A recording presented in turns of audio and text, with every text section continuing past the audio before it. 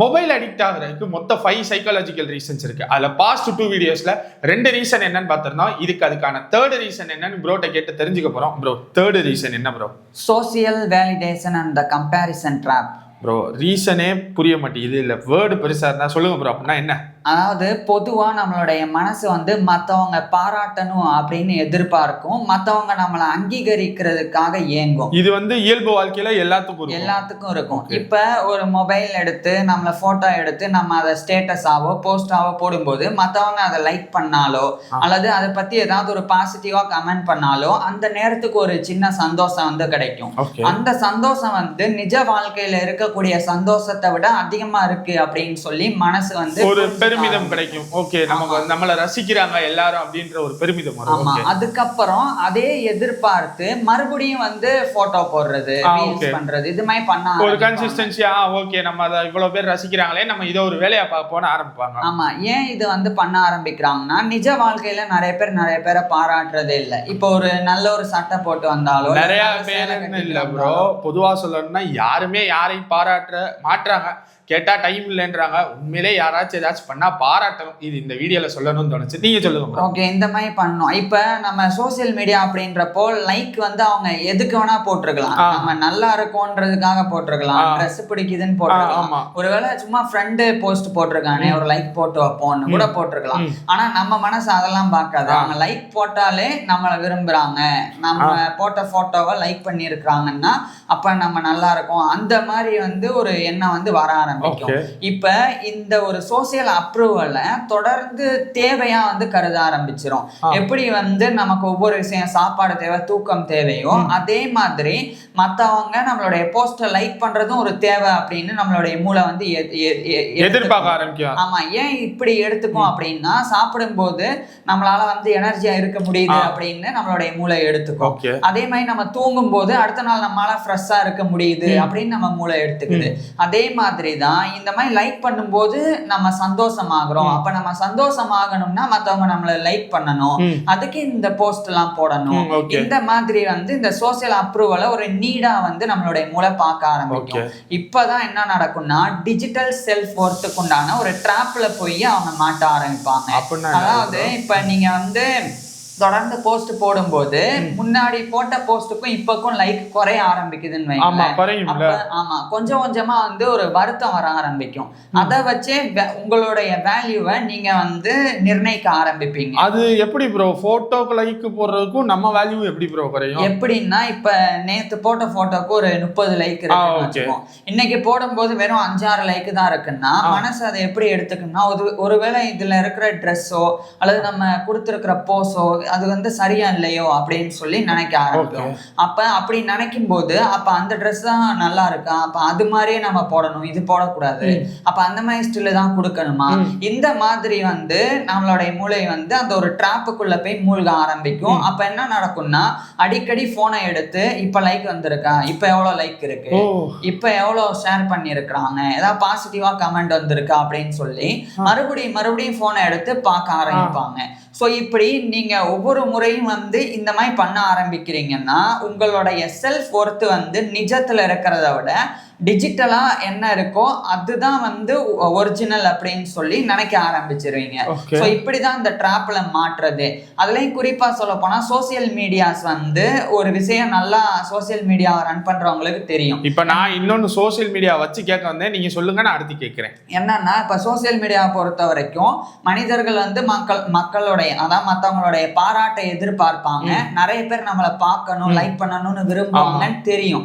அதனாலதான் அதை லைக் பண்றது, அந்த கமெண்ட் பண்ணக்கூடிய ஆப்ஷன் இதெல்லாம் கொடுத்திருக்காங்க. ஆரம்பத்துல நீங்க மத்த சோசியல் மீடியாஸ் யூடியூப் இன்ஸ்டாகிராம்ல இருந்தது, இப்ப வாட்ஸ்அப்லயும் வந்திருக்கும். உங்க ஸ்டேட்டஸுக்கு லைக் பண்ணலாம், அதே வந்திருக்குன்னா அப்பதான் நிறைய பேர் நிறைய ஸ்டேட்டஸ் போடுவாங்க, அந்த லைக் ஹார்ட்டுக்கு எதிர்பார்ப்பாங்க அப்படின்னு சொல்லி. சோ அந்த ஒரு டிராப்ல போயும் நம்ம விழுந்துருவோம். அதுக்கப்புறம் தான் சரி நீங்க ஏதோ கேட்க வந்தீங்க. இப்போ நீங்க சொன்னீங்கல்ல இத்தனை பேர் நம்ம உள்ள போய் போஸ்ட் போட்டிருக்கோம், அதனாலதான் நம்ம போய் லைக் பண்ணியிருக்காங்களா பாக்குறோங்க அப்படின்னு சொல்லிட்டு. இப்போ சோசியல் மீடியாலேயே அவங்க சோசியல் மீடியாலேயே ஒர்க் பண்றவங்க இருப்பாங்க, லைக் இன்ஃபுளுசர்ஸ் இருப்பாங்கல்ல, அவங்களோட வீடியோ வியூஸ் பாக்குறதுக்கு அடிக்கடி உள்ள போவாங்கல்ல, அது அப்ப அது எப்படி நெகட்டிவா மாறும்? அதுவும் மொபைல் அடிக்ஷனுக்கு உண்டான ஒரு முதல் படி தான்.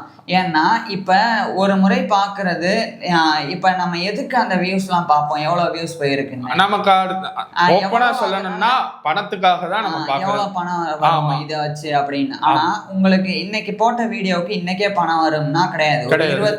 24 மணி நேரம் கழிச்சுதான் அது அப்டேட் ஆகும். அப்ப மறுபடியும் பாக்குறதுக்கான காரணம் என்னன்னா, போன வீடியோக்கு இந்த வீடியோக்கும் அந்த கம்பேரிசன் வீடியோக்கு இந்த வீடியோக்கும் எவ்வளவு வியூஸ் போயிருக்கு, இப்ப என்ன கண்டென்ட், அந்த மாதிரி போகிறது வந்து சர்வசாதாரணமா இல்ல. சர்வசாதாரணம்னா ஒரு நாளைக்கு ஒரு தடவை பாக்குறது, ஒரு காலையில பார்த்துட்டு ஓகே அடுத்த வேலையை பார்த்துட்டு ஃப்ரீயா இருக்கும்போது ஒரு தடவை எடுத்து பாக்குறது வேற. ஆனா வேலையிலே இருக்கும்போது இப்ப பாப்போம் இருக்கு அப்படின்னா அது அடிக்ஷனுக்கு உண்டான ஒரு முதல் படிதான். சோ இப்ப என்ன நடக்கும்னா இன்ஃபினிட் சோசியல் கம்பேரிசன், அதாவது ஒப்பிட தோணும், ஒப்பீட்டுக்கு ஒரு எல்லையே கிடையாது. இப்ப என்னை விட நீங்க நல்லா இருக்கலாம், ஆனா மத்தவங்களை விட நீங்க கொஞ்சம் நல்லா இல்லைன்னு வைங்களேன், அப்ப அவங்கள விடையும் நான் நல்லா இருக்கணும்ன்ற எண்ணம் வரும். அப்ப அவங்கள விட நீங்க நல்லா இருந்தா இன்னும் சில பேரை விட நீங்க நல்லா இல்லைன்னு, இப்படியே இந்த கம்பேரிசன் போயிட்டே இருக்கும்ல. இந்த கம்பேரிசனுக்கு எல்லையே கிடையாது. அது மாதிரிதான் சோசியல் மீடியாவை பொறுத்த வரைக்கும். இப்ப நம்ம வந்து ஒரு போஸ்ட் போட்டு ஃபர்ஸ்ட் வந்து நேத்து இருந்த லைக்கும் இன்னைக்கு இருந்த லைக்கும் குறையுதுன்னா அந்த கம்பேரிசன், தாங்களுக்குள்ள ஃபர்ஸ்ட் கம்பேரிசன். அதுக்கப்புறம் மத்தவங்க ஏன் ஃப்ரெண்ட் போஸ்ட்டுக்குலாம் இவ்வளவு லைக், ஏன் இவன் பாக்குறதுக்கு சாதாரணமா தான் இருக்கான் ஆனா இவனுக்கு ஏன் இவ்வளவு லைக், எனக்கு ஏன் லைக் கம்மியாச்சு. அப்ப லைக் வர்றதுக்கு என்ன பண்ணணும், ஒரு ஏக்கம் வர ஆரம்பிக்கும். மத்தவங்க எந்தெந்த வீடியோஸ் எந்தெந்த போஸ்ட்டுக்கு அதிகமா லைக் இருக்கு அதை பார்ப்போம். அப்ப அது மாதிரி பண்ணுவோன்னு தொடர்ந்து மொபைல் எடுத்து அதுலயே மூழ்கி போய் நிஜத்தை மறந்து நிழலுக்குள்ள மூழ்கிடுவாங்க. ஸோ இது வந்து ஒன்று. கடைசியா ரொம்ப முக்கியமானது, மற்றவங்களுடைய பெர்செப்ஷனுக்காகவே வாழ ஆரம்பிப்பாங்க. அதாவது நம்ம வந்து எப்படி இருக்கோம் அப்படின்ற நம்மளுடைய நிஜ வாழ்க்கையை பார்க்காம மற்றவங்க நம்மளை எப்படி பார்க்கணும் அப்படின்ற அந்த நிழல் உலகத்துக்குள்ள போய் மற்றவங்க நம்மளை எப்படி பார்க்கணும், நம்ம ஹாப்பியா இருக்கிறத அவங்க பார்க்கணும் அப்படின்னு சொல்லியே போஸ்ட் போட ஆரம்பிப்பாங்க. அதாவது எங்கேயாச்சும் போனா ஸ்டோரி எடுத்து போடுறது, போட்டோ, லொகேஷன், அந்த மாதிரி நம்மளுடைய வாழ்க்கையை அப்படியே டாக்குமெண்ட் பண்ண ஆரம்பிக்கிறது, அப்படியே கேப்ஷன் வெளியே எக்ஸ்ப்ளோர் பண்றது. ஆமா, இந்த மாதிரி தொடர்ந்து பண்ணிக்கிட்டு அதை வந்து போட்டோஸ் இந்த மாதிரி எல்லாம் பண்ணிட்டே இருக்கும்போது அது மற்றவங்களுக்காக நம்ம வந்து வாழ்ற மாதிரி ஆயிரும். அதே சமயம் சோசியல் மீடியாவை பொறுத்த வரைக்கும் யாரும் அவங்களுடைய கஷ்டமான பக்கத்தை காட்டிக்க மாட்டாங்க, அவங்களுடைய மகிழ்ச்சியான பக்கம் தான் இருக்கும். இல்ல ப்ரோ, கஷ்டத்தை காட்டுறாங்கல்ல, லவ் ஃபெயிலியர்னா சாட் ஸ்டேட்டஸ் போடுறாங்கல்ல, அந்த கஷ்டம் சொல்ல வரல. இப்ப அது வந்து அவங்கள நினைச்சு மத்தவங்க வருத்தப்படணும்னு ஏங்குறது, அல்லது அந்த லவ் ஃபெயிலியர் ஸ்டேட்டஸ பார்த்துட்டு கூட மத்தவங்க என்ன ஏதுன்னு கேட்பாங்க. அந்த அட்டென்ஷன் சீக்கிங்காக பண்ணக்கூடிய விஷயம் அது இதுல வராது. நான் சொல்றது என்னன்னா, இப்ப நம்ம சோசியல் மீடியா இன்ஃப்ளூயன்சர்ஸை பார்க்கும்போது நமக்கு என்ன தோணும்னா இவங்கெல்லாம் ஹாப்பியா இருக்கிறாங்க, நிறைய சம்பாதிக்கிறாங்க, நம்ம தான் வருத்தமா இருக்கோன்ற ஒரு இன்ஃபீரியாரிட்டி காம்ப்ளெக்ஸ், தாழ்வு மனப்பான்மை வந்து வந்துடும். அப்ப என்ன பண்ண ஆரம்பிப்பாங்கன்னா, அப்ப நம்மளும் இப்படியே காமிச்சுக்குவோம், நம்மளும் ஹாப்பியா இருக்கிற மாதிரி மத்தவங்க முன்னாடி காமிச்சுக்குவோம் அப்படின்னா போற இடத்துல எல்லாம் போட்டோஸ் எடுக்கிறது, அதை தொடர்ச்சியா வந்து டாக்குமெண்ட் பண்றது அப்படின்னு சொல்லி மாறிடுவோம். அப்ப நம்மளுடைய உண்மையான வாழ்க்கை எப்படி இருக்கு அப்படின்றத பார்க்காம மற்றவங்களுக்காக நம்மளுடைய வாழ்க்கையை எப்படி காட்டணும் அப்படின்றதுக்கு நீங்க முக்கியத்துவம் கொடுக்க ஆரம்பிப்பீங்க. ஸோ அப்பதான் அதிகமா மொபைல் உங்க கையில இருக்கும். மொபைலை எடுத்து அதுல உங்களால எந்த அளவுக்கு வந்து மற்றவங்களை அட்ராக்ட் பண்ண முடியுமோ அந்த அளவுக்கு பண்ணணும் அப்படின்னு சொல்லி அதுலயே வந்து முழுசா வந்து மூழ்கிடுவீங்க. ஸோ இதுதான் வந்து மூணாவது ரீசன், இந்த மொபைல் அடிக்ஷனுக்கு. இன்னும் 2 ரீசன்ஸ் இருக்கு. தேர்ட் ரீசன்ஸ் உங்களுக்கு கண்டிப்பா ப்ராப்பரா புரிஞ்சிருக்கும்னு நம்புறோம். அப்படி ஒருவேளை நீங்க இதுல இருந்தீங்கன்னா வெளியே வர பாருங்க. அடுத்த 2 வீடியோஸ், அதாவது இன்னும் 4th எபிசோட் இருக்கு, 5th எபிசோட் இருக்கு, அதுல 4-5 ரீசன்ஸ் உங்களுக்கு தெரிஞ்சிடும். ஸோ வெயிட் பண்ணி பாருங்க. இல்ல அதுக்கு முன்னாடி போட்ட வீடியோஸ்லாம் பார்க்கலைன்னா லிங்க் கொடுக்குறோம், பாருங்க. தேங்க்யூ.